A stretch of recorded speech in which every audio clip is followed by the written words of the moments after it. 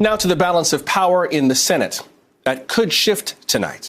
Right now, Republicans hold a 3-seat majority.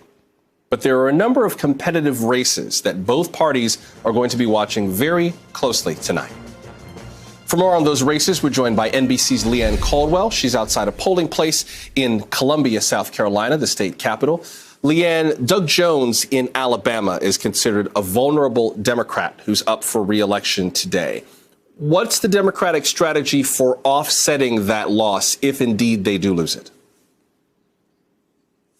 Hey, Joshua. Yeah, control of the Senate is really the second biggest story of the night behind the presidential, of course.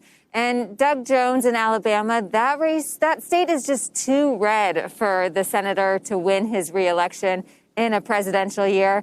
But if Democrats lose that win, Republicans are likely to lose Colorado. Senator Cory Gardner, my sources say that he has run a perfect campaign. He is a perfect candidate.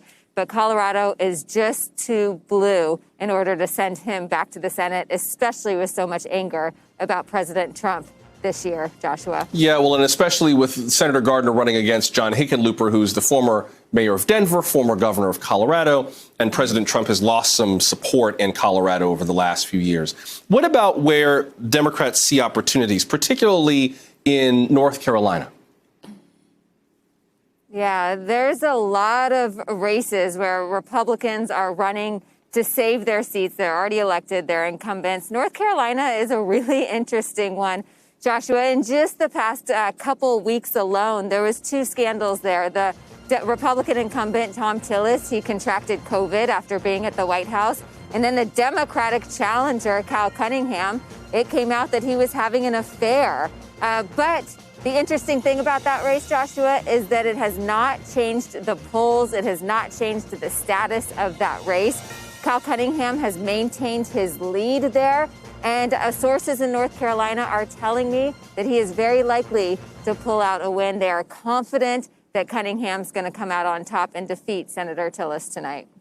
We should know, by the way, Mr. Cunningham has acknowledged in that report of the affair, acknowledged trading inappropriate text messages with a woman who is not his wife, but he has not acknowledged anything beyond that. Has kind of generally, understandably, tried not to talk about it. Thank you, Leigh. That's NBC's Leigh Caldwell covering the Senate races from Columbia, South Carolina.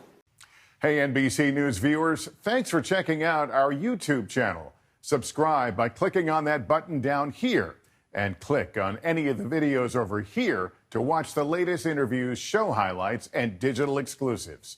Thanks for watching.